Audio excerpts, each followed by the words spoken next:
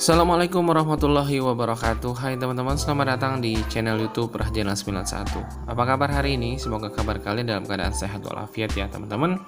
Oke teman-teman, pada kesempatan kali ini saya akan berbagi tips bagaimana cara mencairkan batuk berdahak ya, dan melegakan tenggorokan.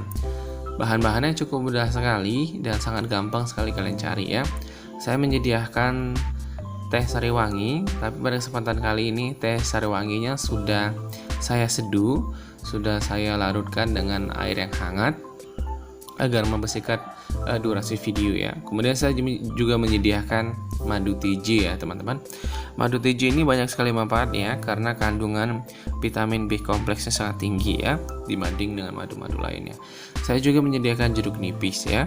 Nah teman-teman, bagaimana cara membuatnya? Kita akan membuat ramuan untuk mencairkan batuk berdahak ya. Oke, ini air tehnya sudah kita seduh. Sekarang tinggal kita ambil irisan, kemudian juga pisau, dan kita akan belah dua jeruk nipisnya ini ya. Nah, jeruk nipis ini banyak sekali kandungan vitamin C-nya yang sangat baik sekali untuk mencairkan batuk berdahak Anda ya teman-teman. Nah, setelah dibelah dua, sekarang kita masukkan ke dalam air teh yang sudah kita seduh tadi ya teman-teman.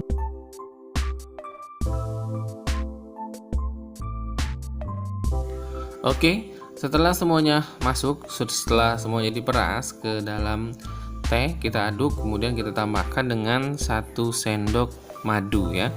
Nah, madu dan jeruk nipis yang kita minum dengan air teh yang hangat ini dan perasan jeruk nipis ini dapat digunakan sebagai senyawa antitusif ya, dan ekspektorat yang bisa mencairkan dahak serta melegakan tenggorokan Anda.